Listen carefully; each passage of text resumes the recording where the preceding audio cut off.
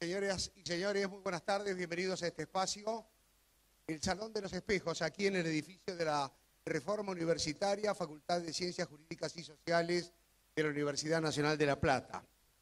El acontecimiento que nos convoca, organizado por la Universidad Nacional de La Plata y la Facultad de Ciencias Jurídicas y Sociales, entrega el título de doctor honoris causa al profesor Manuel Atienza Rodríguez, aquí presente, con la laudatio a cargo del profesor Amós Arturo Grajales y posterior conferencia magistral Derecho y Sentido Común por nuestro invitado de honor. Destacamos junto a ustedes la presencia del presidente de la Universidad Nacional de La Plata, Magíster Martín López Armengol, y del señor decano de la Facultad de Ciencias Jurídicas y Sociales de nuestra universidad, el doctor Miguel Berri. Nos acompañan también los señores huéspedes de honor de esta ciudad, los profesores Manuel Atienza Rodríguez, Universidad de Alicante, España, hoy homenajeado, y Juan Antonio García Amado, de la Universidad de León, España.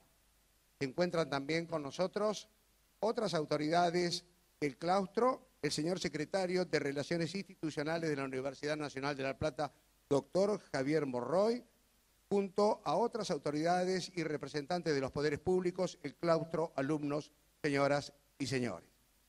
Previo al tramo distintivo de este acontecimiento, cual será la entrega del título honoris causa al profesor Atienza Rodríguez, compartamos la entrega por parte del decano de la facultad y la Municipalidad de La Plata de las siguientes distinciones: al profesor Atienza Rodríguez y al profesor Antonio García Amado, la denominada Diploma de Visitante Ilustre, acompañados de la medalla con el escudo de la Universidad Nacional de La Plata y su distintivo constituido por 2 hojas de roble que simbolizan firmeza y perennidad.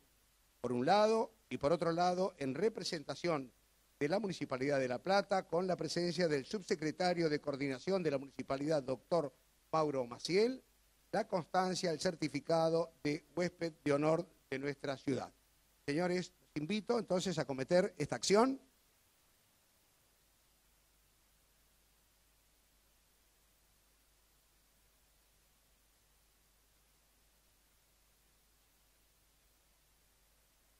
Registramos este momento.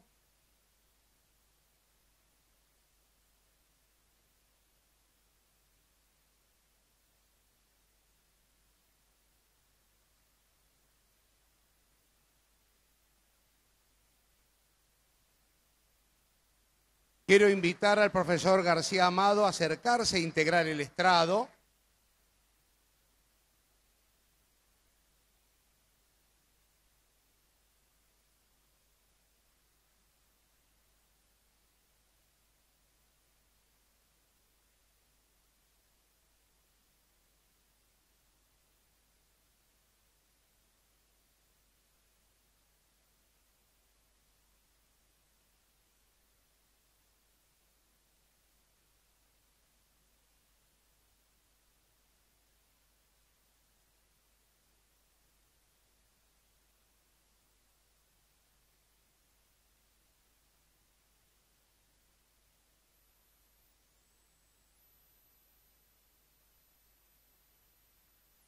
Es un honor para la Universidad Nacional y esta Casa de Estudios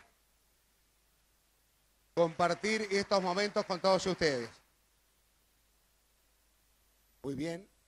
Me permito invitar en primer término al decano doctor Miguel Berri a que haga uso de la palabra. Señor decano. Bueno, buenas tardes. Saludo a todas las personas aquí presentes. En primer lugar, agradecimientos.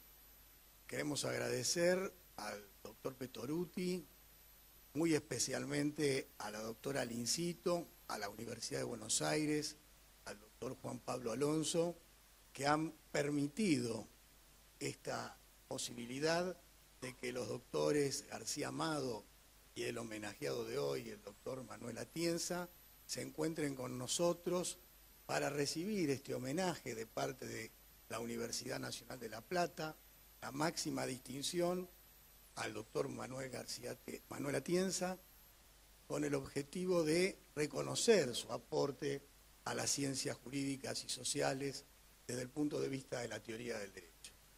Para nosotros resulta muy importante este aporte que ha realizado y que realiza permanentemente el doctor Atienza en el sentido de la argumentación jurídica, no solo desde el punto de vista de la teoría del derecho y desde el punto de vista específico de la teoría del derecho, sino como abogados prácticos, porque el concepto de argumentación jurídica planteado desde esos tres elementos o de esos tres aspectos que constituyen el lógico formal, por decirlo de alguna manera, seguramente él me corregirá, desde el punto de vista sistemático estructural de tipo silogismo, o el concepto material específicamente con relación a la ponderación, o aquello como la pragmática desde el punto de vista de la retórica y la dialéctica que permite el debate de los argumentos o la persuasión, trae como consecuencia que nosotros, en el ejercicio de la abogacía, que en el ejercicio de la función judicial, que todos los operadores jurídicos tengamos una modalidad para poder dar razones de nuestras decisiones o dar razones de los sentidos por los cuales ejercemos el derecho de defensa de las personas. Específicamente, con relación a nuestro país, muy brevemente, nosotros vemos que siempre hemos tenido un problema de inconsistencia desde el punto de vista del derecho constitucional, de base anglosajona, donde es necesario decir que nuestra Constitución en 6 oportunidades hace mención a los principios, hace mención a los principios en el artículo 5, de forma republicana representativa, los principios de ella, hace mención a los principios en el artículo 7, principios de derecho público establecidos por esta Constitución, hace mención en el artículo 28, los principios, derechos y garantías no podrán ser alterados por las leyes que reglamentan su ejercicio. Hace mención también en el artículo 33, el principio de la soberanía del pueblo, y por último en la disposición transitoria primera, donde hace mención a los principios del derecho internacional y también con relación a las universidades nacionales, al principio de gratuidad con equidad. Con lo cual para nosotros el tema de los principios existía, pero teníamos un problema de incompatibilidad, sobre todo en el contenido del derecho, una base anglosajona, donde Argentina se separa, en cierto modo, de toda la tradición latinoamericana, y un contenido de derecho continental. Tardamos 150 años para que en el ámbito del derecho privado se reconociera el Estado constitucional de derecho, cuando el Código Civil en su artículo 1 dice que este código rige para aquellas situaciones en las cuales se determinen, para los casos en los cuales se determinen las leyes aplicables, la Constitución y los tratados que haya otorgado manos. Y muchos especialistas en derecho civil hablan de la constitucionalización del derecho civil, cuando en realidad siempre la Constitución fue la fuente de validez de todo el derecho. Y eso es el resultado de dos doctrinas que venían en forma diferente, aquellos que aprendíamos el derecho constitucional y aquellos que aprendíamos o que aprendían el derecho civil. Afortunadamente, libros como el del doctor Atienza, trabajos como el que ha dado, conferencias, nos han servido en cierto modo para llegar a un concepto de unificación, para ver cómo el avance europeo en materia de derecho constitucional nos ha servido a nosotros para todo el contenido de ese derecho que está fuera de la Constitución, pero dentro de ella, de fuente continental y para la aplicación de nuestro derecho. Por lo cual, doctor Atienza, le agradecemos que esté aquí con nosotros. Para nosotros es un gran honor y esta distinción es lo menos que merece por parte de la Facultad de Ciencias Sociales a los efectos de realizar su trabajo. Muchísimas gracias.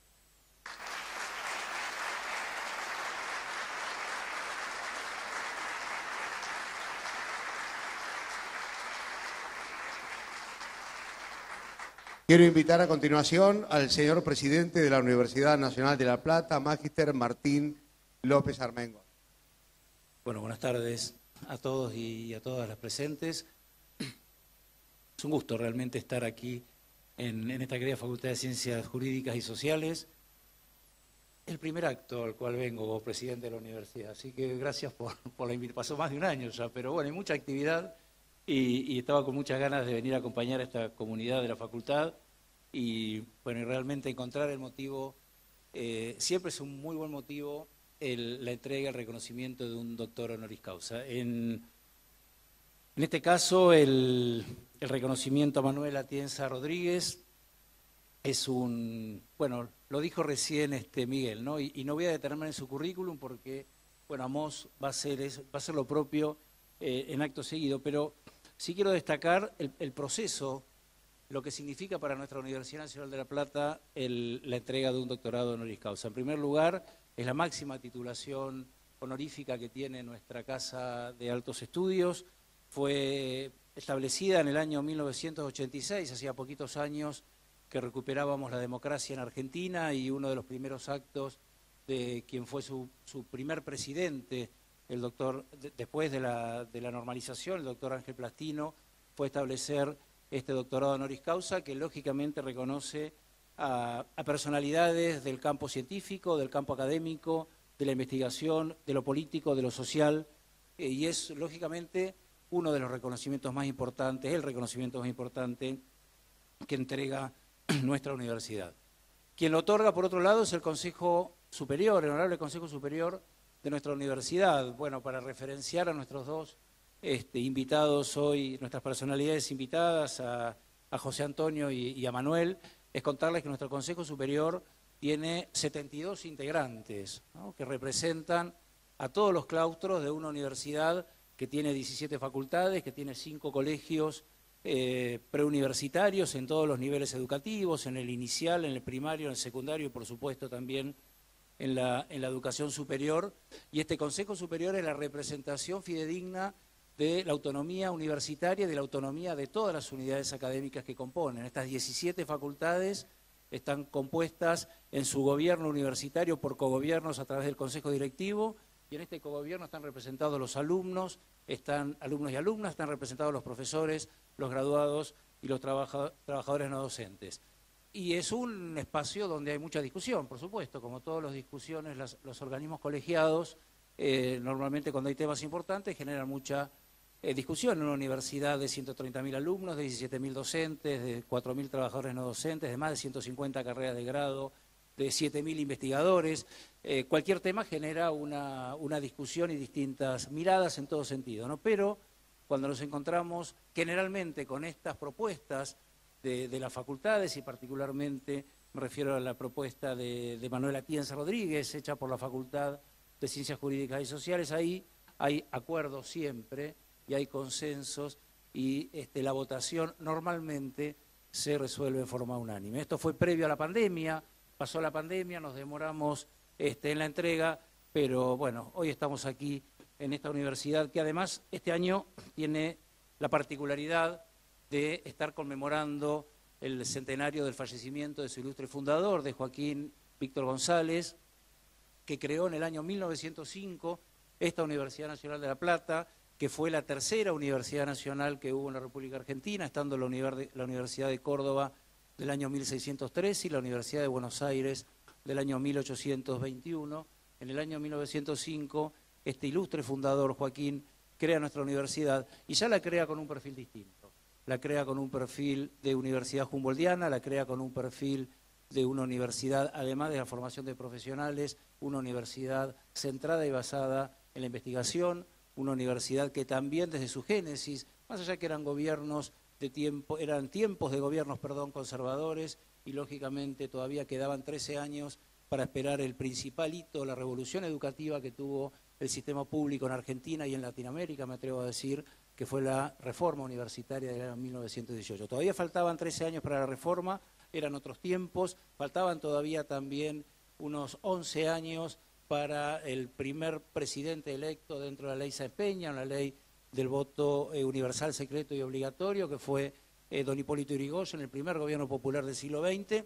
Y sin embargo, Joaquín, dentro de ese contexto, era un progresista en el marco, repito, de este grupo conservador que gestionaba y gobernaba el país desde prácticamente desde sus inicios, desde el año 1862. Entonces, en esta idea de universidad pluralista, en esta idea de universidad autónoma, en esta idea de universidad reformista, a partir del año 1918, es para todos quienes integramos nuestra comunidad realmente un motivo siempre, las entregas a los honoris causa siempre, y particularmente estos, aquellos que están basados y solventados en una trayectoria académica, una formación de recursos humanos, trabajos en investigación, todo lo que usted representa y que hace merecedor de esta distinción de nuestra Universidad Nacional de La Plata. Yo no más que esto, no voy a hablar de filosofía de derecho, soy licenciado en administración, para lo cual probablemente cualquier cosa que diga va a estar fuera de lugar, así que termino aquí en la representación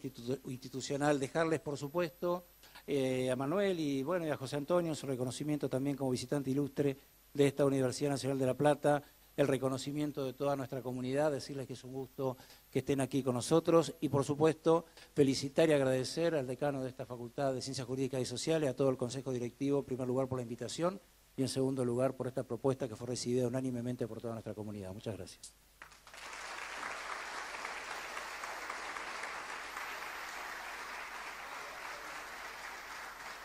Muchas gracias, señor presidente.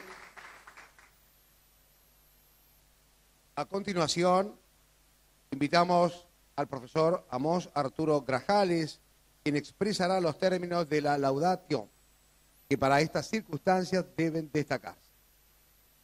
Señor presidente de la Universidad Nacional de La Plata, señor decano de la Facultad de Ciencias Jurídicas y Sociales de esta universidad, distinguidas autoridades, estimados colegas, doctores, doctoras, claustro docente, mis muy queridos amigos, apreciados alumnos, mis maestros.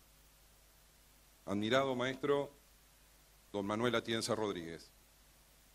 Esta alta casa de estudios me ha dado el honor de cumplir con una de las tareas académicas más honoríficas que puede ofrecérsele a un miembro de nuestra comunidad.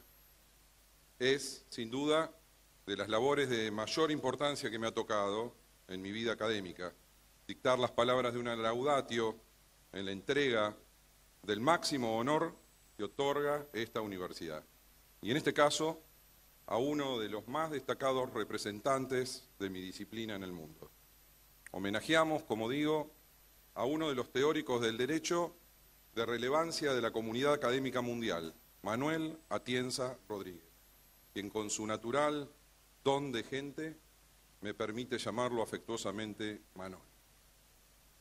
Esa permisión que extiende a quienes lo queremos, quizás pueda entenderse como un detalle trivial o nimio, pero muchas veces esos detalles, los pequeños detalles, hablan del académico y del ser humano que nos acompaña. Manuel Atienza Rodríguez es un catedrático al que los títulos, la trascendencia y el reconocimiento no lo han alejado de su modo amable y su paso de ciudadano de a pie que no olvida los dolores de nuestras sociedades. Defensor incalzable de las libertades humanas, no pierde oportunidad de hacer escuchar su voz desde su cátedra y desde donde circunstancialmente le toque la oportunidad de expresarse. Hoy, seguramente Manolo no será una excepción. Me atreveré a romper la solemnidad del acto y a violar la privacidad de la correspondencia. Lo haré en tiempos donde aquello sucede por mera banalidad. Pero esta vez quiero hacerlo por un motivo que considero ajustado. Heme aquí, Manolo, rompiendo una regla. Seguramente Juan Antonio se pondrá nervioso. Cuando finalmente y atravesados por la terrible pandemia que hemos vivido, esta universidad votó en su Consejo Superior el otorgamiento del título que hoy le entregamos, le escribí a Manuel diciéndole: me llena de orgullo haber presentado la propuesta, junto con el profesor Marcelo Cricorián, que aquí está, que ya debería haber sido hecha hace mucho. La Universidad Nacional de La Plata ha sido, y aún lo es, un faro de conocimiento para América Latina y el mundo. Ha sufrido como pocas la persecución sistemática de su comunidad en cada dictadura. Y en la última, padeció el asesinato o la desaparición forzosa de casi 700 alumnos, empleados y profesores. En sus aulas hemos tenido a personas de la talla de Mario Bunge, Ernesto Sábato, René Favaloro, Ricardo Piglia, Enríquez Ureña, por mencionar solo algunos. Su fundador fue un destacado jurista del siglo XIX y los albores del siglo XX, Joaquín B. González, del que el presidente ha hecho referencia. No debo aclarar que siento gran orgullo de ser hijo de esta universidad y hoy un doble orgullo de que pertenezcas a partir de ahora a ella. En aquella breve esquela electrónica y en su pobre numeración, olvidé un dato que considero importante en estos momentos y frente a Manuel. En estas aulas se graduó María Angélica Barreda, la primera abogada de la República Argentina, quien batalló judicialmente para que se le reconociera el derecho de ejercer su profesión. No es casual que la mencione en la laudatio de quien ha hecho de su vida académica un estrado de defensa por la igualdad y los derechos. Tampoco es casual que la mencione frente a la comunidad académica femenina que hoy nos acompaña.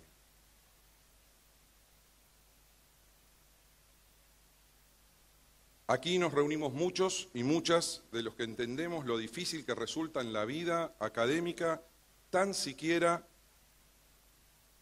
elaborar un pequeño artículo académico, donde volcar alguna idea defendible.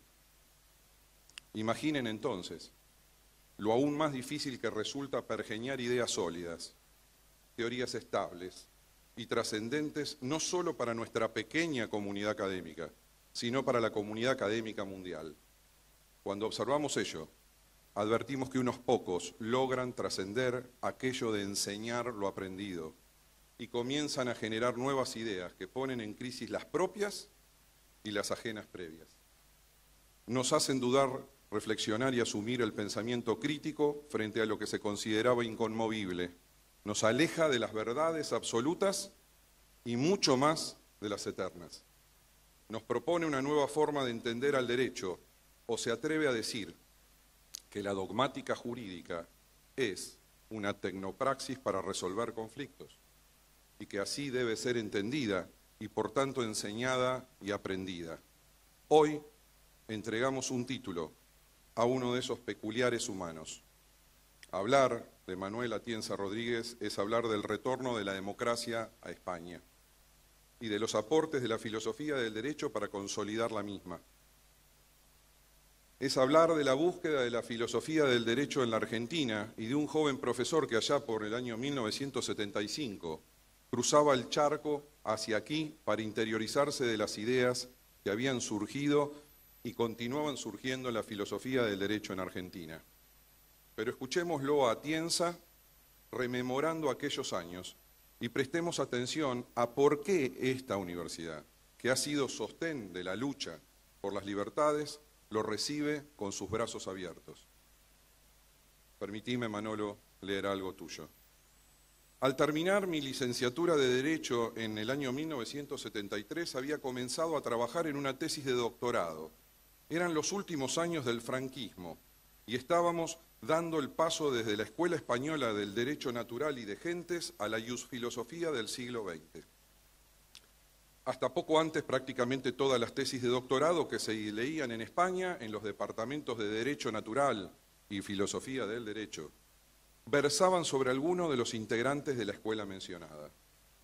Mi director pensó, con toda razón, que era momento de evitar las redundancias y de ocuparse más bien de llenar las numerosas lagunas de conocimiento que entonces teníamos. Y me sugirió que explorara el mundo latinoamericano en búsqueda de un nuevo tema. Así lo hice, y enseguida me di cuenta de que uno de aquellos distantes y entonces muy desconocidos países había todo un filón filosófico. No me costó mucho convencerle para reducir el campo de estudio de mi tesis de la filosofía del derecho latinoamericana, en general, a la Argentina en particular. Empecé a leer con gran avidez lo que teníamos en nuestra biblioteca, en la Universidad de Oviedo, sobre autores argentinos, que no era mucho. En realidad, el único iusfilósofo argentino del que se tenía alguna noticia era Carlos Cosio, pero tampoco podría decirse que su nombre sonara mucho, y en todo caso, sonaba mal. Todo el mundo lo pronunciaba Cosío. Al cabo de un tiempo, Martino me animó a viajar a la Argentina. Entonces se decía el nombre del país anteponiéndole el artículo. Y yo aproveché la circunstancia de que se me había prohibido la entrada al recinto universitario de mi Universidad de Oviedo y que estaba procesado por el Tribunal de Orden Público franquista, en ambos casos por haber hablado con demasiada libertad sobre la falta de libertad en España, para poner tierra y mar de por medio. Viajé ilegalmente a Buenos Aires. Ilegalmente porque un juez me había prohibido abandonar el país. En octubre de 1975, y allí me encontré con el equivalente y filosóficamente hablando de lo que había sido el oro, la plata y las especias para los descubridores de otros tiempos. Me encontré con los filósofos argentinos, que desde entonces han sido mis maestros y mis amigos. Lo fueron hasta que llegaron a otro plano. Genaro Carrió, Eugenio Bulín, Carlos Alchurrón, Roberto Bernengo, Eduardo Rabosi o Enrique Marí. Un poco después, pero ya no en la Argentina, conocí a Ernesto Garzón Valdés. Luego de haberlo leído, o que yo lo haya leído con ustedes, ¿quién puede dudar aquí que Manuel Atienza Rodríguez no es un poco argentino? Yo estoy casi convencido. Ahora, un pequeño aporte de las palabras de Manuel que acabo de leer. Luego de eso conoció a Carlos Nino, o su obra. En un artículo publicado en el 2009, el título nos ubica y habla de una nueva visita a la filosofía del derecho en Argentina. Atienza remarca su trascendencia y quizás pueda decir que aquí que hay en Atienza un reconocimiento del aporte de Nino en sus ideas del derecho. Basta recordar su famoso manifiesto de 10 puntos, en los que propone cómo debería estructurarse una teoría del derecho. En el primero de esos 10 puntos, Manuel nos dice que el derecho o lo entiende o advierte como una gran acción colectiva que transcurre en el tiempo y la necesidad de imbricar teoría y práctica trabajando cooperativamente para mejorar la última. He tenido oportunidad de escucharlo a Manolo infinidad de veces. Difícilmente en su discurso no aparezca la figura de Nino de algún modo. Ustedes se preguntarán, ¿por qué rememorar lo que el homenajeado ha estudiado sobre otros y no la figura del homenajeado y su pensamiento? Y ello se da porque quizás, como en pocos casos, en Atienza y su pensamiento sobre el derecho, hay un permanente reconocimiento a que sus ideas son la suma de muchas otras provenientes de diversos autores. Pretendo resaltar aquí la figura de Manuel Atienza en algo que creo que lo distingue al ser un autor que, lejos de opacar los aportes teóricos desde los que se nutre, los resalta, los integra en una teoría en permanente elaboración. Alguna vez nos atrevimos con el profesor Nicolás Negri, que está aquí acompañándonos, a llamar a la teoría de Atienza teoría sincrética de la argumentación jurídica. Admito que hemos recibido una merecida y constructiva crítica de Manolo por ese atrevimiento, pero no hay mejor momento para corregir aquello que se dijo o realzar aquello que se dijo. ¿Qué mejor momento en aclararla, la definición?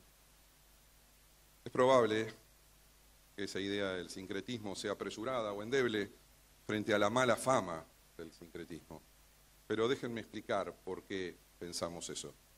En la teoría de la argumentación jurídica de Atienza se amalgaman los aportes de otros autores, Perelman, Tolmin, McCormick, Alexi. También se reconocen ideas de Pexenic, de Arnio, de Summers, de Alchurrón y de Bulíguin, y como mencionara antes de Nino. Ello no le quita personalidad a la teoría. Por el contrario, considero que Atienza se ha preocupado por ser consistente y metódico en su teoría, preocupándose de ostentar el pretencioso mote de la originalidad.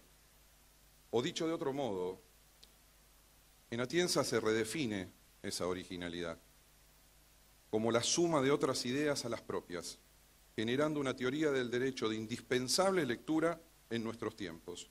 Se advierte la prudencia metodológica en su teoría y al mismo tiempo su permanente alerta frente a posturas del derecho propias de modas pasajeras o al uso espurio por parte de máximos tribunales constitucionales de esas posturas o de teorías del derecho con las que pretenden ocultar la sinrazón de sus fallos o el uso demagógico de los mismos. En definitiva, Atienza nos alerta respecto a que en la teoría del derecho no hay espacio para la banalidad. Permítanme decir que en Atienza se advierte una profunda preocupación por las insuficiencias de ciertas teorías para explicar el fenómeno jurídico. En esa postura surge con claridad por qué en Atienza se encuentra presente la necesaria conexión entre democracia constitucional y derecho. Desde hace décadas blande la palabra como la mejor espada que un universitario tiene para alertar a la sociedad contra los peligros que acechan a nuestras democracias con el uso demagógico de ciertas teorías del derecho por parte de aquellos tribunales que mencioné, que en vez de custodiar la Constitución, hacen a sus anchas sus propios intereses. En él se observa una específica concepción del derecho, el derecho como argumentación. No es una frase vacía y desde esa concepción nos propone un plan para enseñar el derecho desde una nueva óptica. Nos desafía con una enseñanza más metodológica y argumentativa, con todo lo que ello implica, lo que no es poco ni superfluo. Nos aleja de la vaga propuesta de una enseñanza del derecho más práctica. En sus palabras, no hay nada más práctico que la buena teoría y el núcleo de esa buena teoría es argumentación. Entonces, permítanme ahora asignarles un nuevo título a la teoría que habíamos titulado Teoría Sincrética y la llamaremos a partir de ahora Teoría Integrada de la Argumentación Jurídica, de Manuel Atienza. Él nos desafía a pensar una nueva malla curricular, aquí está el decano, el presidente de la universidad, y un nuevo modo de enseñar y aprender derecho, pues ello es imprescindible si queremos que cumpla la indispensable función de solucionar conflictos y garantizar derechos en una sociedad atravesada por la injusticia. Comparte en este ámbito, en este emotivo acto, posturas al parecer enfrentadas como la de Manuel Atienza y Juan Antonio García Amado. No dudo por un instante que tienen exactamente la misma concepción de esa impronta y esa necesidad y esa exigencia ética de empezar a pensar facultades de derecho para solucionar conflictos del siglo XXI y abandonar los estereotipos de facultades que nos hunden en el pasado. Pero estas palabras son una laudatio, y ella implica el recorrido sucinto y cronológico de los laudos que lo hacen merecedor del título que hoy le entregamos. Hablar de Manuel Atienza Rodríguez es hablar de un ejemplar desempeño demostrado en el campo de la ciencia jurídica y la filosofía, y la notable trayectoria académica desarrollada a lo largo de los años, que son más de 4 décadas, que han trascendido las fronteras de su país y lo han vinculado, como hemos visto, especialmente con América Latina y la República Argentina. Queda lo peor, Manolo. Manuel Atienza Rodríguez nació en Oviedo en el año 1951. Estudió la licenciatura en Derecho en la Universidad de Oviedo y en 1976 obtuvo el título de doctor en Derecho por esa misma universidad con una tesis sobre la filosofía del derecho en Argentina. Ha sido profesor de diversas universidades españolas: Oviedo, Valencia, Autónoma de Madrid, Alcalá de Henares, Palma de Mallorca, Alicante, y podría seguir mencionando otras más. A partir de 1983, fecha tan cercana a nuestros corazones, tuvo decisiva actuación en el Departamento de Filosofía del Derecho de la Universidad de Alicante, que se ha convertido en uno de los espacios académicos más reconocidos a nivel mundial en la materia. Él seguramente espera que diga que hace poco tiempo ha logrado su jubilación en el claustro y que por tanto merece descansar. Advierten los presentes que no le vamos a permitir ese pecado. Dirige desde 1984 la revista Doxa, Cuadernos de Filosofía del Derecho, que da testimonio del gran desarrollo que ha tenido la filosofía del derecho en el mundo latino durante el último cuarto de siglo. La publicación incluye más de 30 números, no menos de 15.000 páginas, varios de cientos de artículos de filósofos del derecho de América, de Europa, de todos los lugares del mundo. Sin dudas, hoy, la revista de habla hispana más importante del mundo en la filosofía del derecho. Actualmente, y desde hace 10 años, dirige una de las más prestigiosas maestrías en argumentación jurídica de habla hispana del mundo. Aquí tenemos presente otro profesor catedrático español que dirige otra de las más renombradas maestrías en argumentación jurídica. Qué lindo es tenerlos como amigos. Ha dirigido numerosas tesis de doctorado. Ha sido investigador principal en varios proyectos de investigación del Ministerio de Educación de España. Ha dictado conferencias, cursos en muchos países de América y de Europa. Desde 1997, y es un hito que me gustaba resaltar, es miembro de la Comisión Nacional de Reproducción Humana, asistida del Ministerio de Sanidad de España. Forma parte de consejos directivos o de redacción de diversas publicaciones como los Anales de la Cátedra Francisco Suárez, El Cronista, Constitución y Derecho Privado, Isonomía, Teoría, Análisis y Diritto, y tantas otras. Su contribución al desarrollo de la filosofía del derecho en el ámbito internacional se centra en su participación fuerte en la Asociación Mundial de Filosofía Jurídica y Social, IBR. Manuel Atienza es autor, juntamente con el prestigioso catedrático argentino Rodolfo Vigo, del Código Modelo Iberoamericano de Ética Judicial, que fue aprobado en Lisboa en el año 2005, en el marco de la 13ª Cumbre Judicial Iberoamericana. El Código representa un documento de invalorable significación para el ejercicio de la magistratura judicial en toda Iberoamérica. Es autor de varios cientos de artículos, numerosos libros que han tenido gran influencia en la teoría y en la práctica del derecho en España y en Latinoamérica. La teoría de los enunciados jurídicos, el marxismo jurídico, la teoría y la técnica de la legislación, la bioética, la ética judicial o la argumentación jurídica. Algunos de esos trabajos traducidos a diversos idiomas.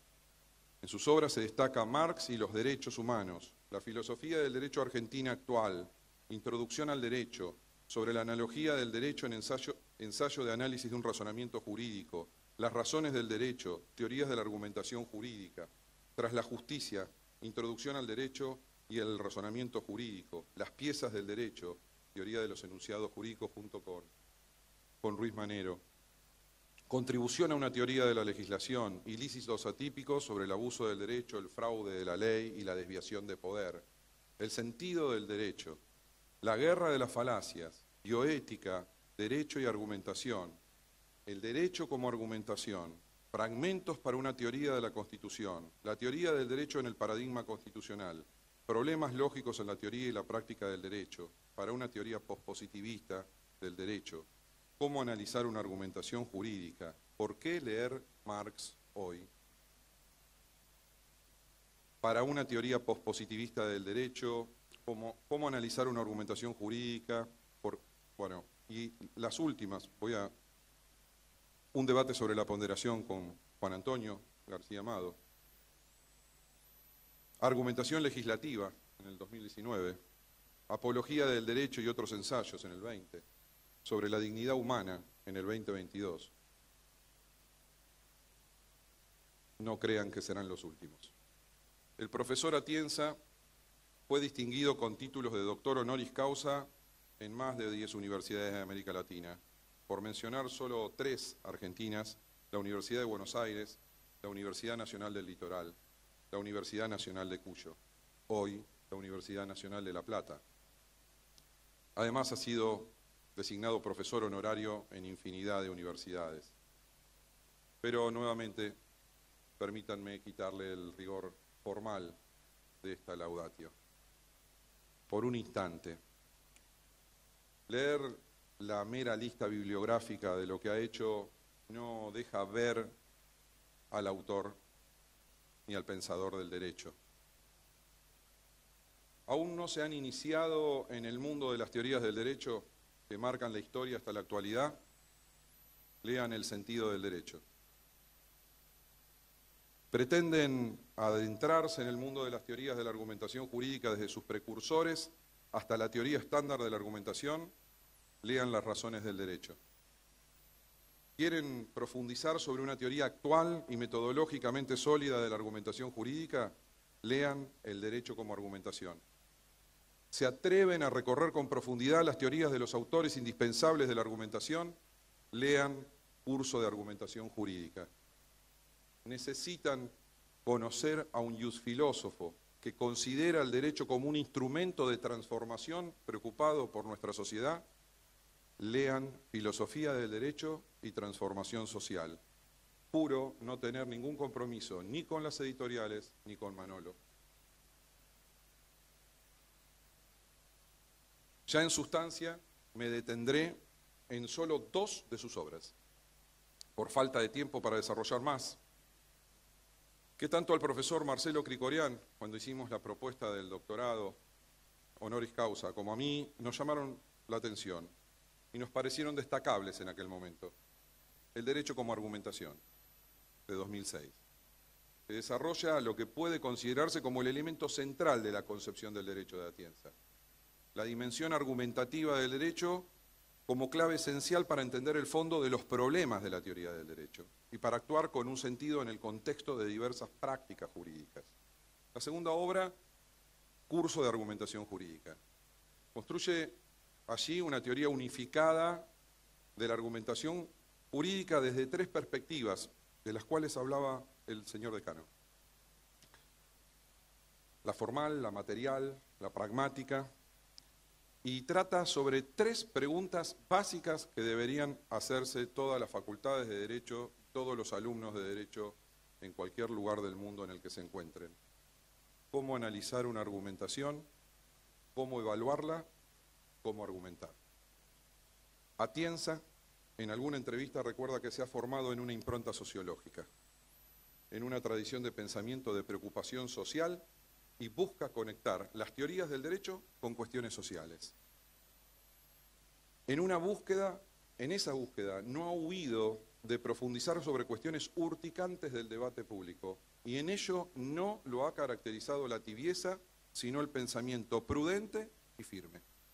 La libertad de expresión, sus límites y su defensa, las cuestiones más candentes de bioética, dignidad humana, aborto, suicidio, eutanasia, gestación por sustitución. Manuel Atienza no le ha sacado el cuerpo del filósofo a aquello sobre lo que necesitamos filosofar: su opinión política clara y sin dobleces. Ese es Manuel Atienza, quien aún hoy se preocupa por realizar una teoría del razonamiento jurídico, actualizándola permanentemente.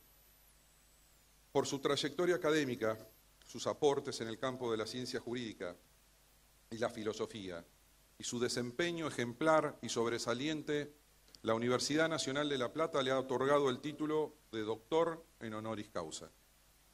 La Universidad Nacional de La Plata, he dicho, ha sido un faro de conocimiento para el mundo latino. En el mundo del derecho tuvo en sus aulas, dando clases en la disciplina de Atienza, a teóricos de la talla de Carlos Cosio y de Eugenio Bulíguin. Supo recibir a los filósofos del derecho del mundo en más de una oportunidad, de la mano de anfitriones como Juan Carlos Smith, Elisa Méndez, María Teresa López, Abel Arístegui, entre otros, quienes luego hicieron escuela para que muchos de sus discípulos hoy estén aquí recibiendo a Manuel. Hoy, esta Universidad Nacional de La Plata recibe para formar parte de nuestra comunidad universitaria a Manuel Atienza Rodríguez, un teórico del derecho de prestigio mundial, un hombre comprometido con las libertades y los valores democráticos, un ser humano que hará que ese faro de conocimiento que es esta universidad brille aún más fuerte. Bienvenido, Manolo.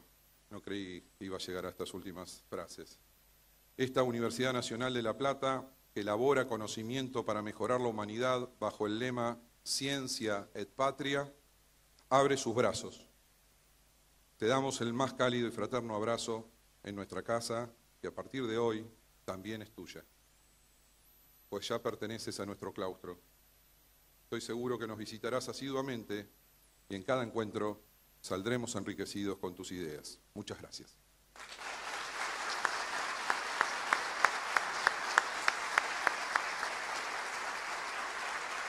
Muchas gracias, profesor Amos Arturo Grajales.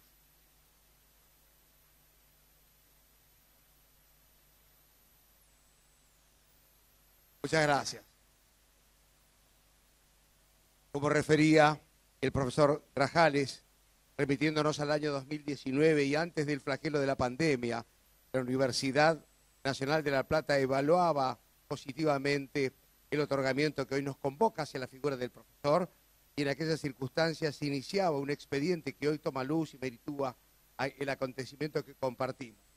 Vamos a dar lectura entonces a lo que en aquel momento fue el expediente Código 400, número 1075 del año 2019, que esto expresaba.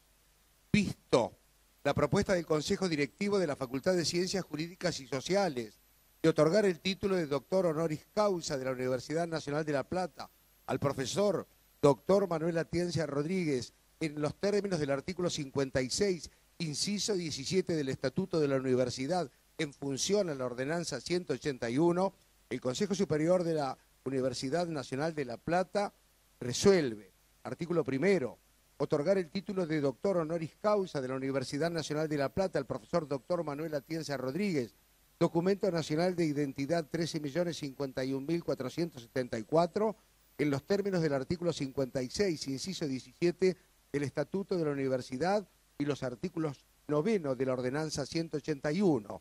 Artículo 2, comuníquese al profesor distinguido y por nota a la Dirección de Títulos y Certificaciones en virtud de lo establecido en el artículo 10 de la ordenanza 181, cumplido, vuelva a la facultad de origen a sus efectos, firmado, arquitecto doctor Fernando Tauber, presidente de la Universidad Nacional de La Plata, Patricio Lorente, secretario general. Señoras y señores, entregan esta distinción el señor decano de esta casa y el presidente de la Universidad Nacional de La Plata.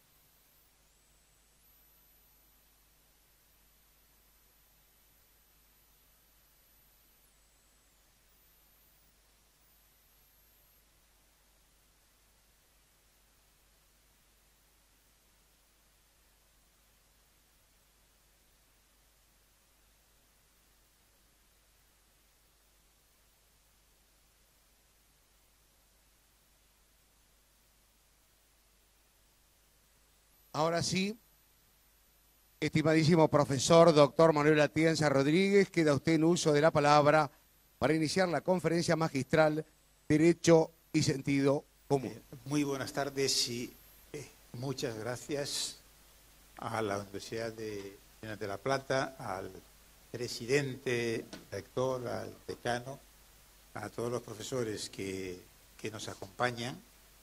Yo le el decano que me dijera el nombre de algunos de los profesores que no los conocía y por tanto tampoco su nombre, como Petaruti y Lincito.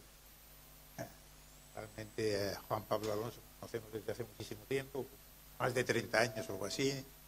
Juan Antonio García Amado, puesto Amos Grajales y más, que Peñalba también conocíamos.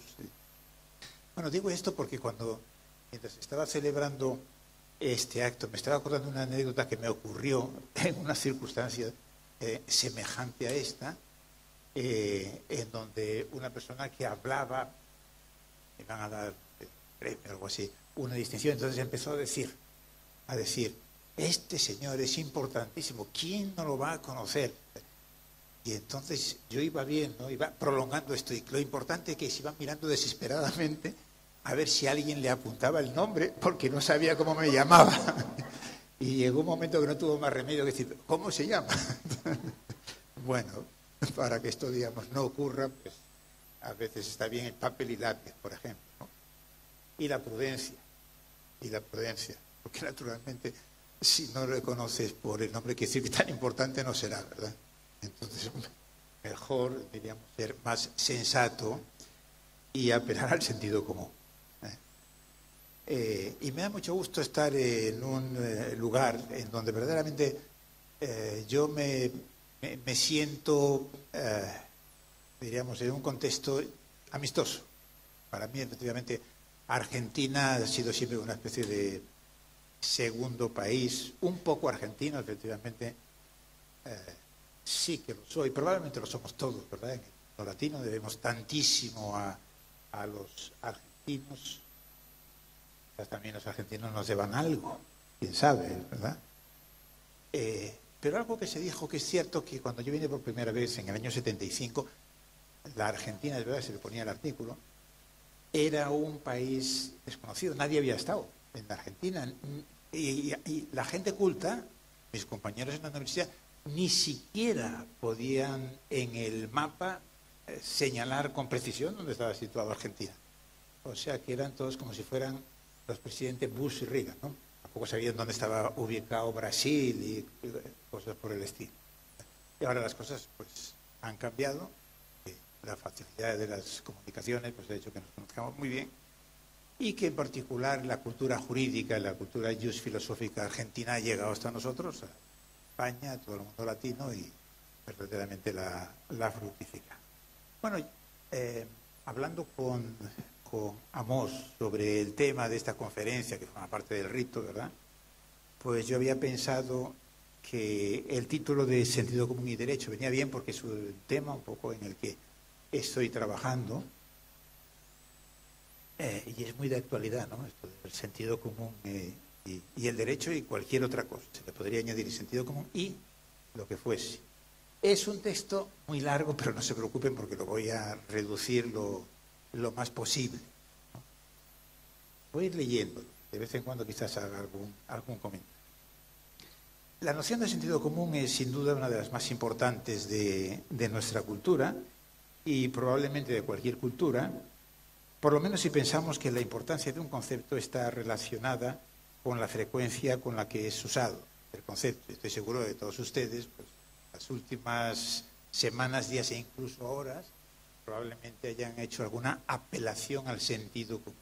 El sentido común dicta esto, me parece que la decisión de tal político va en contra del sentido común, o cosas por el estilo. Es también muy probable que la utilización de expresiones como eso es de sentido común o mi sentido común me dice que lo mejor sería, sea más frecuente entre las personas de cierta edad, puesto que el sentido común obviamente es un producto de la experiencia, y que en épocas de cambios tan acelerados como las que estamos viviendo, apelar al sentido común va unido muchas veces a una actitud de crítica, de rechazo a lo que se considera precisamente como un atentado contra el sentido común. Pero sería con todo equivocado pensar que el recurso a argumentos basados en el sentido común tiene necesariamente un significado políticamente conservador. Para poner un ejemplo ilustre, de lo contrario, basta con recordar el famoso panfleto de Thomas Paine, de finales del siglo XVIII, que se tituló Common Sense y que jugó un papel muy importante en promover lo que fue la Revolución Americana. Pero al sentido común, y el sentido común le decía que la dominación británica no carecía de sentido en ese momento. Pero que usemos con profusión una expresión no significa que tengamos una idea perfectamente clara de la misma, o en este caso de sentido común, porque es una expresión notablemente imprecisa e incluso polémica. en la filosofía occidental está presente desde la época de Heráclito o de los sofistas y ha recibido a lo largo de la historia de esta disciplina de la filosofía un tratamiento muy desigual. Nicholas Rescher, en el prefacio de uno de los libros que en mi opinión es uno de los más interesantes sobre la materia, ha escrito que la filosofía por mucho tiempo ha tenido con el sentido común una relación de amor-odio. Por ejemplo, en el siglo XVIII existió lo que se denomina la escuela escocesa de sentido común, que luego tuvo de alguna manera una continuación en la obra del fundador del pragmatismo, de Charles Peirce, del filósofo del lenguaje ordinario común, George Moore, o de la filósofa contemporánea de la ciencia, Susan Hart, interesada últimamente mucho en el derecho.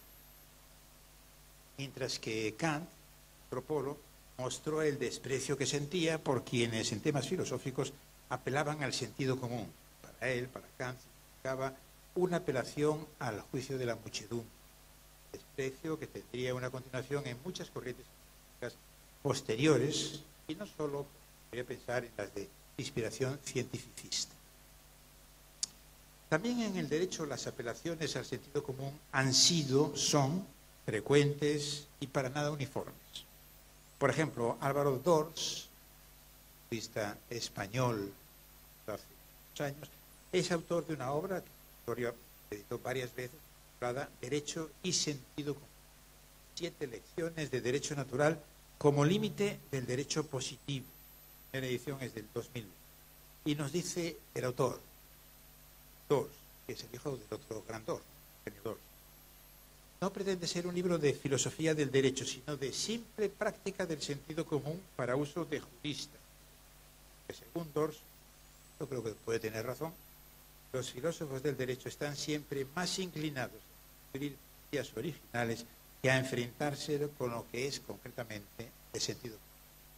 Bueno, para Dors es partidario de una concepción del derecho que bien cabría calificar de integrista, un naturalismo muy extremo. La filosofía práctica de los juristas, que es esta filosofía del sentido común, que para él implica, dice, no el sentir de las multitudes, sino el de cada hombre no demente, con el que nos podemos encarar a solas.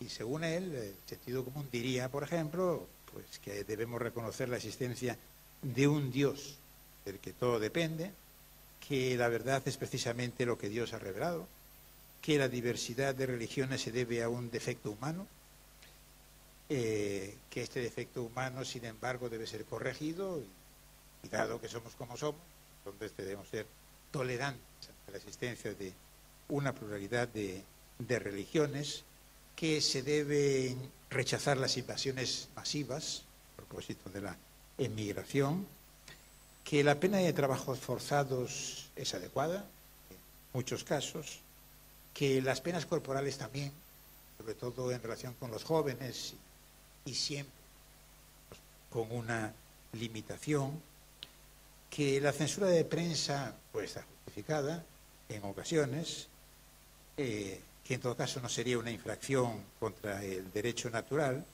que no tiene sentido, que va contra el sentido común hablar de derechos subjetivos humanos, cuando de lo que habría que hablar es de preferencias de las personas que son el reflejo de deberes personales. O sea, el sentido común son los deberes, los derechos, que la igualdad de los sexos favorece la sodomía, que es contrario al derecho natural el penal la violación sexual entre cónyuges, contrario al derecho natural y por tanto al sentido común, y que no es contrario al derecho natural, al sentido común, la adopción de hijos ajenos, pero sí la fecundación artificial y técnicas que en su último tiempo manejado.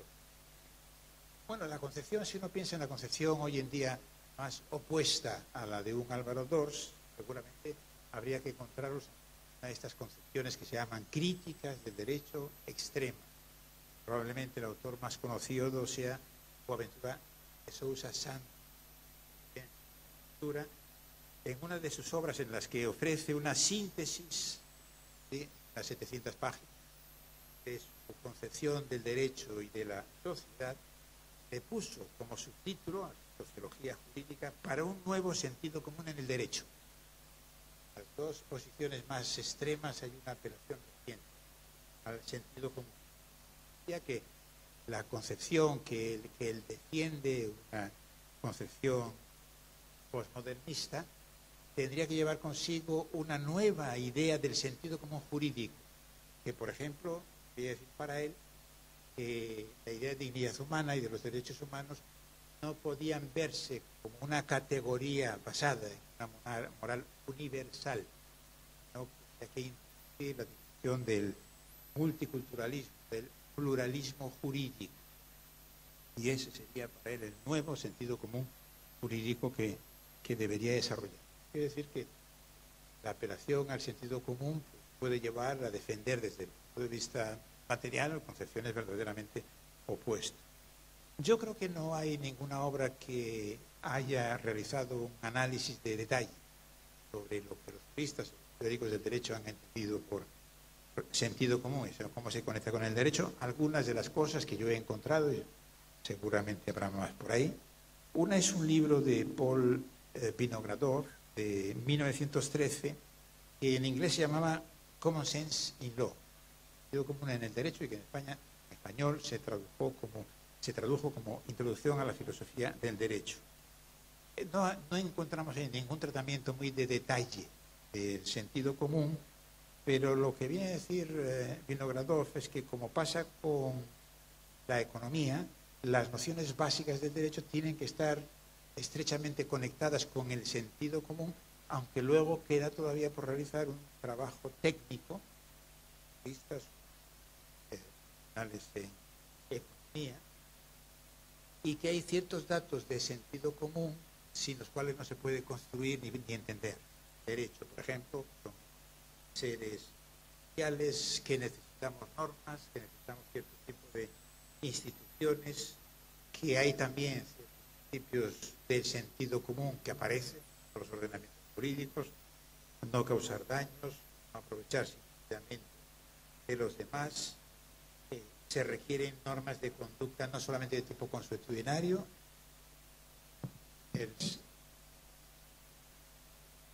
sino también normas morales y normas jurídicas.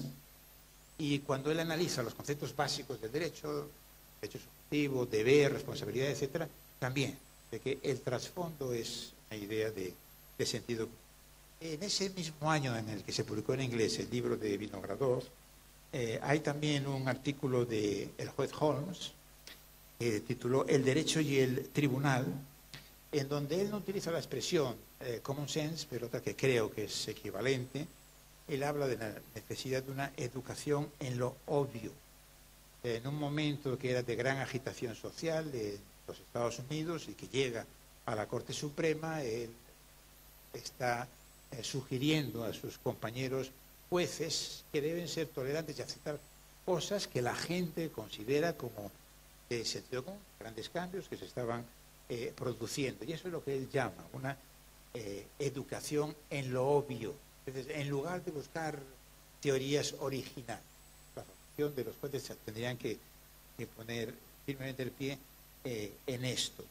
Y me parece que con eso tiene que ver también la famosa sentencia en el caso Lochner de Holmes, una sentencia contra el activismo judicial, donde, como sabemos, era una ley que limitaba el trabajo en las taonas y tenía una inspiración socialista, y Holmes, que para nada no es socialista, sino tenía una ideología muy opuesta, pero sin embargo su sentido común le decía que un juez solamente podía declarar inconstitucional una ley que la mayoría de los ciudadanos, en el caso de ese estado, el estado de Nueva York, su sentido común les había dicho que eso era lo adecuado, solamente si era muy clara, iba en contra de la Constitución, y él piensa que otro importante jurista estadounidense, un poco posterior, que también hace una apelación curiosa al sentido común, es Carl Llewellyn. Pero lo que a él le interesa no es tanto lo que podríamos llamar el sentido común ordinario, sino lo que él llamó el horse sense, una palabra rarísima en inglés, sentido de caballo, sería la traducción literal. quiere decir el sentido común específico de los juristas profesionales.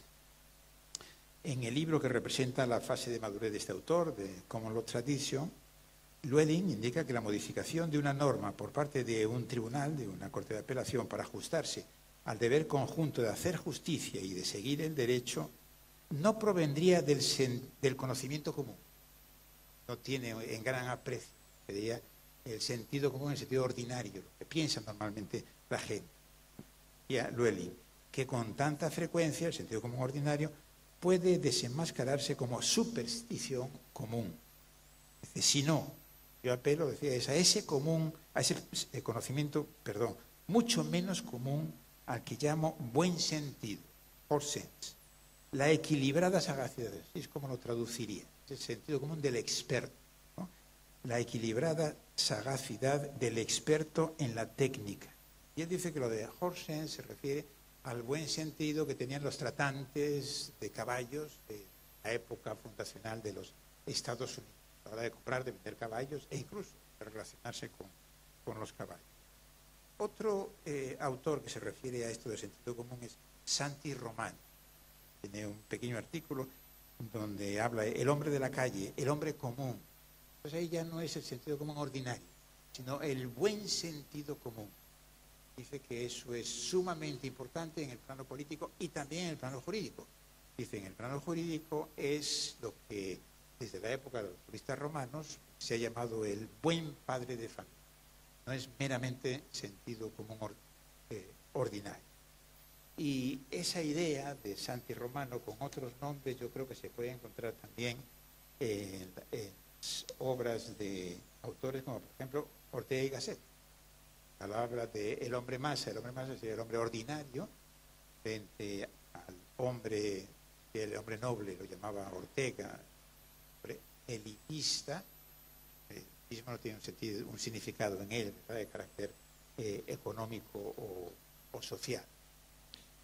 Y también en Dewey, gran autor pragmatista estadounidense, que apela muchas veces a la idea del sentido común. En el pragmatismo, la filosofía pragmatista, sentido común es una categoría, como decía, muy importante. Y últimamente, yo creo que el autor que probablemente más ha trabajado la noción de sentido común ha sido Mario Iori, autor italiano, en una obra que en italiano el título no tiene nada que ver con lo del sentido común, porque se llama el derecho inexistente, el derecho inexistente, pero en la traducción castellana con buen criterio se subtituló el papel del sentido común en la teoría del derecho.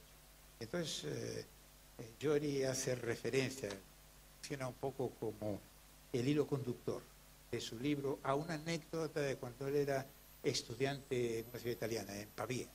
Decía que había un hombre, un loco, que iba a la estación del tren y entonces sabía cuáles eran las horas de salida de los trenes, y entonces él hacía el gesto al maquinista como para que iniciase la salida, dando a entender que los coches salían porque él lo ordenaba y no naturalmente el jefe de estación. Entonces lo que viene a decir Iori es que la gente que veía el comportamiento de este señor no se equivocaba. Y no se equivocaba porque su sentido común, aquí, sentido común ordinario, le permitía entender que era el jefe de estación y no era el loco. Pero lo que dice Iori es que eso implica que la identificación del área del derecho y la identificación del derecho vigente la hacemos, lo hace la gente, de acuerdo con criterios de puro sentido común ordinario. Y entonces por eso él distingue lo que sería la identificación del derecho, que sería una operación meramente de sentido común, y dice, y además, no podía ser de otra forma, porque el derecho es una convención y el derecho se basa en la existencia de acuerdos, que tienen que ser acuerdos muy sólidos, si no, no existiría el derecho. A diferencia de la mayor parte de los positivistas, Iori es un positivista, pero Iori no es un normativista, algo de luz sí que tiene, a pesar de ser positivista, ¿verdad? Iori.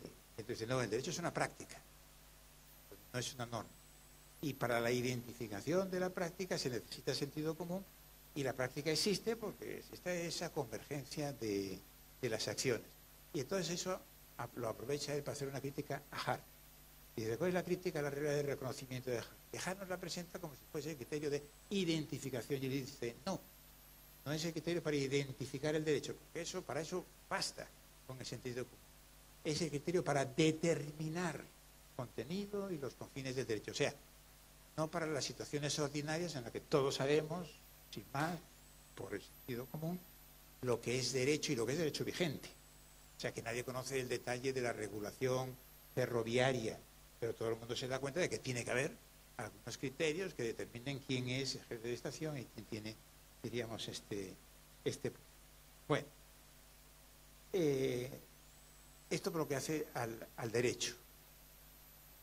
Por lo que hace a la filosofía, como antes señalaba, el autor que me parece ha escrito lo más interesante al respecto es Nicholas Rescher.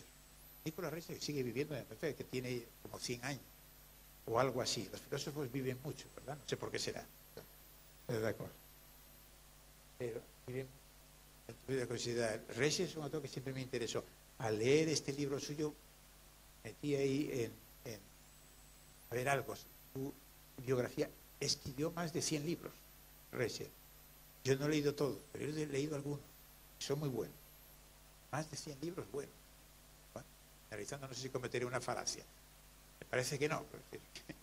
No, es una inducción aceptable. Uno ha leído 4, 5, 6 libros de Rescher de momentos distintos, sobre temas distintos. Son buenos, podemos generalizar. Todos son buenos. El sentido común. Y él hace 3 distinciones, 3 nociones de sentido común. En primer lugar dice, está el sentido común observacional. Por eso lo de sentido común, de referencia a los sentidos externos, sobre todo un sentido general que tendría, que no es exactamente la vista, el oído y todo esto. El clásico, dice él, sensus comunis, lo que nos permite la recogida de datos de los sentidos, sobre todo cuando tenemos que darnos cuenta, por ejemplo, del tamaño de algo, de un objeto, para lo cual no nos basta, no es suficiente uno de los sentidos externos, por ejemplo, la vista. Usamos la vista, el tacto, etc. Eso es lo que en la tradición, en cierta tradición, se llama sentido, primer sentido. El segundo sentido parece es el de buen juicio, phronesis, de que el sentido de los caballos, o sea, de Llewellyn, iría por ahí. Y finalmente el sentido común consensual, común ordinario. En el diccionario de Ferrater Mora también yo creo que se pueden extraer algunas ideas interesantes sobre cómo se ha entendido el sentido común. Y tomado todo esto en consideración, yo creo que aplicado al derecho podríamos distinguir 5 sentidos de sentido común. Cuando digo 5 sentidos o 5 significados, no quiere decir que estén completamente separados entre sí, digamos, se entremezclan. Pero me parece que merece la pena hacer esa distinción, ¿no? 5 perspectivas de análisis del sentido común. El primero sería el sentido común referido a ciertos sentimientos, instintos o intuiciones. Por ejemplo, lo que decía Álvaro II. O sea, el hombre no demente, instintivamente sabe lo que está bien y lo que está mal. Pues conforme con el sentido común. O lo de San Pablo, ¿verdad? O sea, aquello que todo el mundo conoce, sencillamente mirándose a sí mismo, ¿no? Hacia adentro. Eso sería el sentido común que anida corazones, como se le quiere llamar, llamaríamos nuestros cerebros o cierta área del cerebro. La tradición justnaturalista, de tipo naturalista, a la que se refería, por ejemplo, Guido Fasó, iría por ahí. Fasó decía que había 3 perspectivas, ¿no? A lo largo de la historia, de entender el derecho natural racionalista, el derecho natural voluntarista y el derecho natural naturalista, que diríamos hoy biologicista. Acuérdense de aquello que es común a los hombres y a los animales. Bueno, pues ahí entonces creo un campo interesante de investigación que hoy tiene que hacerse naturalmente con datos que nos proporciona la biología, la neurociencia. A ver si, por ejemplo, hay algo así como instinto, elementos que no hemos aprendido, sino que a lo largo de la evolución de alguna forma han quedado. Por ejemplo, es interesante mostrar cómo, al parecer, los bebés tienen lo que llaman el sesgo de la comisión. dan más importancia a la comisión que a la omisión. Si fuera así, justificado que efectivamente pues, los códigos penales castiguen más los delitos comisivos que los delitos por omisión. O, por ejemplo, cuando se habla de ciertos elementos universales de carácter moral, como puede ser el principio de reciprocidad, la regla de oro, no dañar a otro, cosas por el estilo, pudiera ser que entonces fuese, de alguna forma, herencia de la evolución y que en consecuencia un ordenamiento jurídico, también un ordenamiento moral, pues no pudiese apartarse de esto. Y esa distinción que se ha hecho ya tan famosa, ¿no?, de Kahneman, del pensamiento y uno del pensamiento dos, el pensamiento instintivo y el pensamiento reflexivo, pues me parece que efectivamente también va por ahí.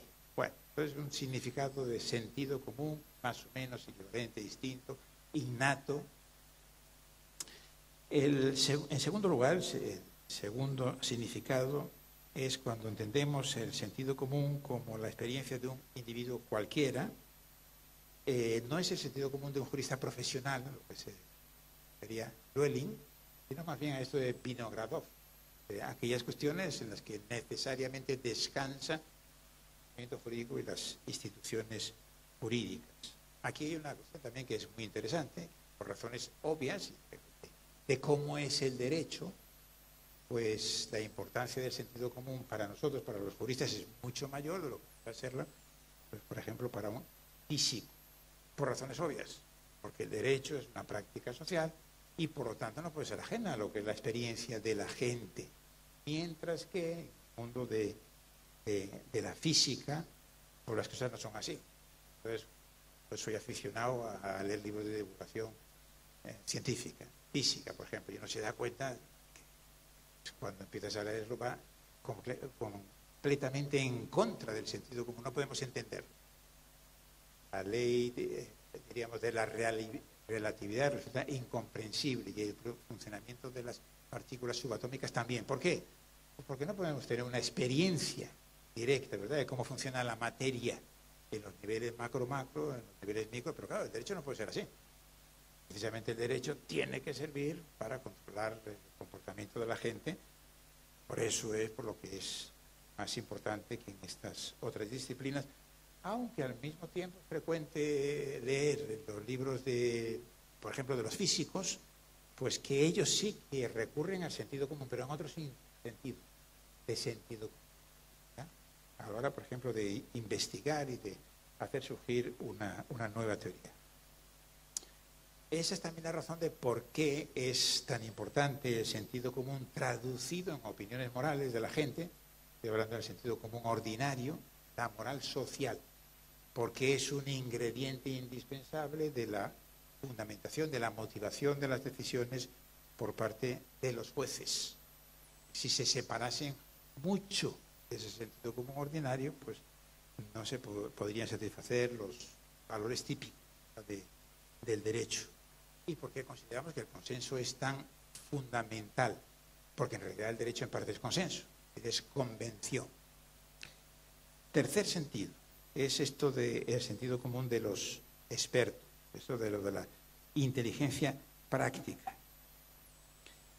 Y, por ejemplo, diría que un ejemplo de uso sería el caso que antes me había referido en la sentencia Lochner, del juez Holmes. O sea, la idea de deferencia del legislador, que en principio iría contra el sentido común, si se quiere, ordinario. Y estoy refiriéndome al problema del activismo judicial. Porque uno diría, bueno, el sentido común tendría que decirle a un juez que debe hacer lo que él considera más justo, debe tomar la decisión que considere más justa. Sin embargo, lo que viene a decir Holmes, yo diría que todos los juristas con buen sentido común, que no necesariamente es así, porque el derecho es un tipo de práctica que tiene determinadas peculiaridades que no tienen otras, y que por lo tanto lo que a corto plazo puede parecer que efectivamente implica hacer más justicia, a medio y a largo plazo no necesariamente es así. Susan Haack, que es la autora a la que antes me he referido, la pragmatista, filósofa de la ciencia y realmente muy interesada en el derecho, habla de que hay una continuidad entre el sentido común y la ciencia. Ella se está refiriendo sobre todo ahí a la ciencia empírica. Pues yo diría que si hay alguna continuidad entre la ciencia empírica, claro, es una distinción entre las ciencias empíricas naturales y las sociales. Naturales es esa continuación con el sentido común, es más discutible. En las sociales no. Por ejemplo, las sociologías en eso se aproxima bastante al caso del derecho. Pero yo digo, si de todas formas hay una cierta continuidad en la ciencia en general, más tiene que haberla en el caso del derecho. En ocasiones a mí me ha gustado definir el derecho como sentido común refinado. Me parece que tiene que ser así. Si uno ve que una decisión de un juez, de un jurista, etcétera, se aparta del sentido común, casi seguro que tiene razón de que está equivocado, que es una mala decisión. Claro, eso no quiere decir que saber derecho y saber manejarse con el derecho sea únicamente utilizar el sentido común. El sentido refinado. Refinado, como todos sabemos, pues puede implicar una gran complejidad muchas veces. Tenía aquí también un ejemplo de lo que es el uso de este sentido común, digamos, de los técnicos en el derecho, ya que está Juan Antonio aquí presente, no me resisto. Pero a propósito de la ponderación, realmente la ponderación es un tema conflictivo y uno puede discrepar respecto de algunas cuestiones de la ponderación, de cómo manejarlas, etcétera, etcétera. Pero sobre la necesidad de ponderación, en mi opinión, no, porque sencillamente es una necesidad del derecho, sobre todo una necesidad de los derechos contemporáneos, ¿no? Los derechos del Estado constitucional. El cuarto significado, el cuarto contexto de uso de esto de sentido común, si se quiere, es ver todo lo anterior pero desde un nivel superior de abstracción. ¿Qué quiere decir? Ver el sentido común en relación propiamente con la teoría del derecho. A lo que se refería, por ejemplo, Boaventura Santos, dependencia de que tuviese razón o no en cuanto al fondo. Pero cómo a la hora de construir teorías del derecho creo que debemos tener en cuenta eso, como ocurre en otras disciplinas. Había leído el texto de un psicólogo que viene a decir algo parecido. Es decir, hay naturalmente diversas concepciones posibles de la psicología, pero no cabe una concepción tan idiosincrásica, digamos, que olvide elementos de sentido común, como por ejemplo puede ser la existencia del mundo exterior, la existencia de otras conciencias fuera de uno y cosas por el estilo. Claro, eso era sentido común hasta hace poco. Ahora, con la moda esta del constructivismo social, ya quién sabe. Yo creo que una de las características del constructivismo social es precisamente que supone un atentado contra el sentido común. Es de sentido común que muchos de los aspectos de lo que conocemos del mundo social, digamos, del mundo natural, puede ser construido. Algo puede ser construido. Claro que la realidad y la realidad social es construida, pues yo creo que es un disparate, ya que antes habían dicho que Mario Bunge se había formado en esta universidad. A mí me gusta citar a Mario Bunge en uno de sus últimos textos, donde él hablaba del constructivismo social y del abandono de la idea de objetividad como un error, como un prejuicio que estaba arruinando los departamentos de humanidades de Estados Unidos y por extensión del mundo occidental. Me parece que Mario Bunge efectivamente tenía razón. En el caso del derecho, cuando se piensa que la discapacidad o la enfermedad no tiene origen biológico, sino que fundamentalmente es una creación de los médicos, pues empezamos por ahí y acabamos negando que existan discapacitados y legislamos, ¿verdad?, en materia civil de derecho privado, prescindiendo de la tutela, porque no todo el mundo puede prestar su consentimiento, no necesitamos tutores. Creo que es un básico atentado contra el sentido común. Dos ejemplos, también me parece a mí. La concepción kelseniana. La idea de Kelsen de que el derecho puede tener cualquier contenido es un manifiesto atentado contra el sentido común al que puso remedio Hart. No por nada, viene de la tradición británica, de esa escuela escocesa a la que estuvo vinculada, Adam Smith, etcétera, etcétera, pues seguramente es lo que le lleva a él a sostener la famosa doctrina del contenido mínimo de derecho natural.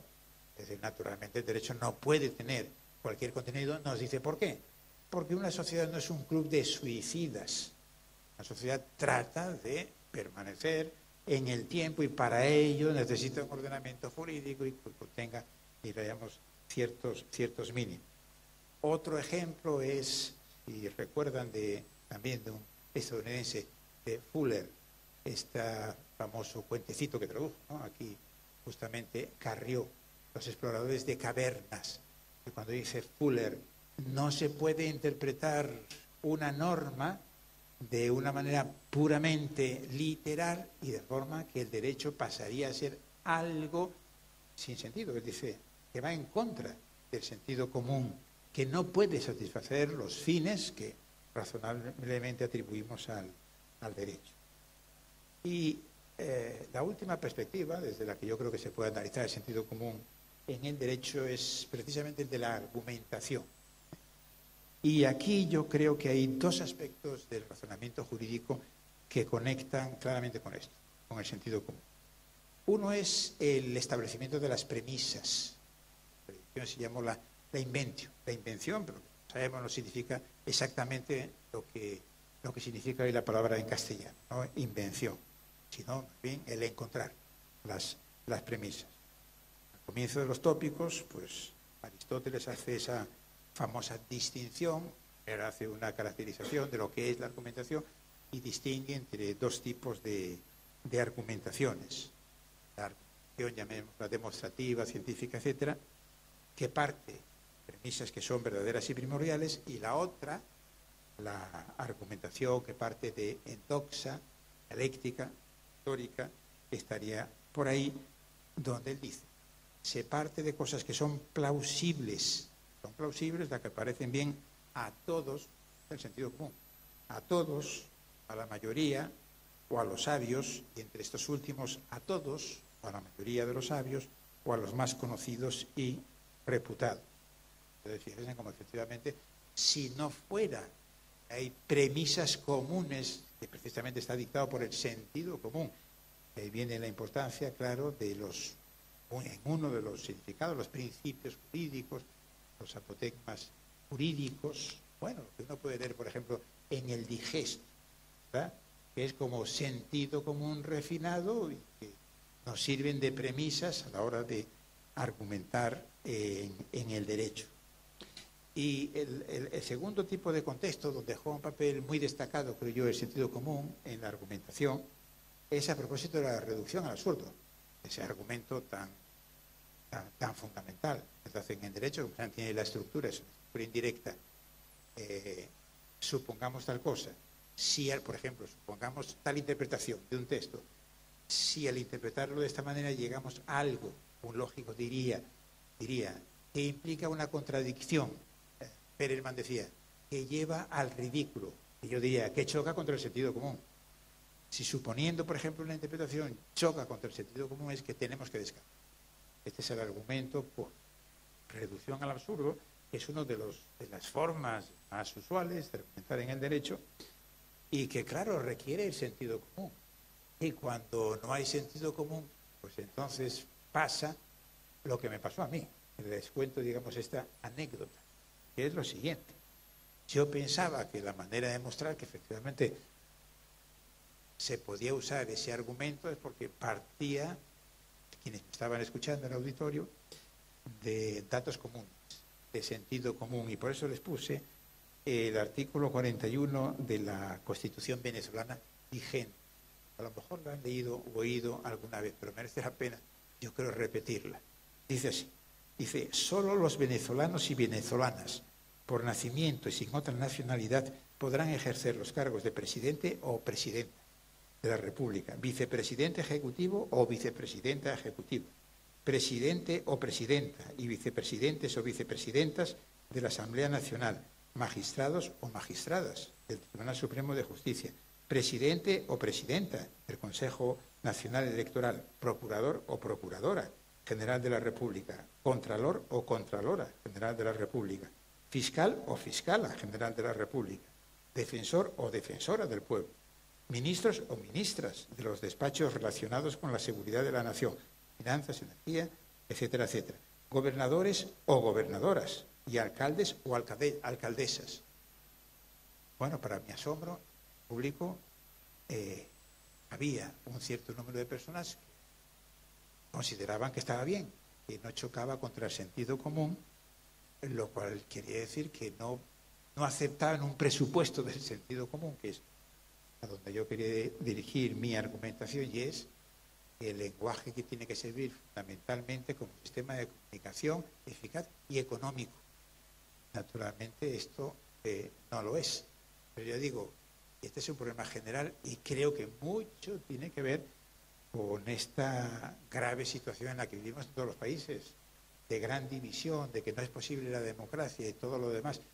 Si no podemos apelar a un mismo sentido común, pues efectivamente las posibilidades de debatir se han terminado. Y aquí hay un rasgo también bien interesante, porque uno podría decir, cuanto más pluralistas, diríamos más críticos. Pues no, porque si lo llevamos a ese extremo, entonces no cabe la crítica, porque yo solamente puedo criticar a otros. Recuerden los diálogos socráticos. Solo puedo criticar a otro si hay algo que tengamos en común. Si no, sencillamente no hay manera. O sea que tanto el escepticismo radical como el multiculturalismo también radical, no solamente no son concepciones progresistas, sino que son estrictamente dogmáticas, que hacen imposible la crítica, imposible la discusión racional. Bueno, yo tenía había puesto 3 ejemplos de aplicación un poco de esto, de falta de sentido común al caso español. No me voy a referir a ello nada más, así que muy brevemente, para indicar, ¿no?, un poco de qué va. Uno es esta ley que fue muy famoso, del solo sí es sí. Seguramente quizás aquí también hayan oído algo. Solo sí es sí. Sobre el consentimiento, bueno, se basa naturalmente en un atentado contra el sentido común. El consentimiento, por definición, es una cuestión vaga. Entonces no puede ser, o sea, viene a decir es que entre el sí y no hay nada intermedio. Pues naturalmente que sí lo hay, y por supuesto que no queda otra que los jueces que tengan que resolver los casos, pues tienen que actuar discrecionalmente. Discrecionalmente no quiere decir arbitrariamente, pero no queda otra. Y pensar que dogmáticamente se puede sentar solo sí es sí, pues no, va contra el sentido común, y probablemente ese atentado contra el sentido común parte de la explicación de por qué la discusión fue verdaderamente caótica. En vez de una discusión racional, pues un intercambio de insultos. Otro ejemplo, ahora diríamos por parte del sector político contrario, sector político conservador en España. En la pandemia, pues todos los países establecieron normas que limitaban la circulación de la gente. Y llegó el caso, al cabo de un tiempo, al Tribunal Constitucional, y el Constitucional español pues declaró que efectivamente se había conculcado la Constitución al establecer algo que los propios magistrados, la Constitución se dividió, la mayoría de los magistrados decían sí, efectivamente era necesaria la medida. Tomaron una decisión, declararla inconstitucional, que en mi opinión era incomprensible, urgente y un atentado contra el sentido común. Y el tercer ejemplo que tenía por aquí era un ejemplo de un libro de procesalistas. Están implicados algunos procesalistas, un filósofo del derecho muy conocido, Jordi Ferrer, Michele Tarufo y Nieva Fedona. Jordi Ferrer fue el menos insensato de los 3, pero escribieron un libro diciendo que la institución de la carga de la prueba tiene que desaparecer por completo. Así que cuando uno lee la presentación viene a decir eso. Lo lees, pues más bien tiendes a pensar pues que ellos consideraban que de esta manera iba a resultar muy atractivo, ¿no?, el libro para los lectores o algo por el estilo. Manifiesto atentado contra el sentido común. Necesitamos la institución realmente de la carga de la prueba, y otra cosa es cómo regularla exactamente. Pues esto forma parte del sentido común, ¿verdad?, de los juristas. He prometido no pasarme de de 50 minutos, creo que no lo he hecho, pero había escrito un poco el cómo terminar este pequeño discurso.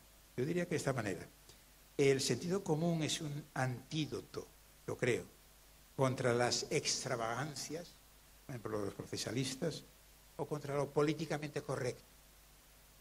Lo cual no quiere decir que no siempre lo extravagante está equivocado, y tampoco todo lo políticamente correcto no está equivocado. Yo diría que conviene pasarlo previamente por el sentido común antes de aceptar una extravagancia o de entregarnos a lo políticamente correcto. Muchas gracias.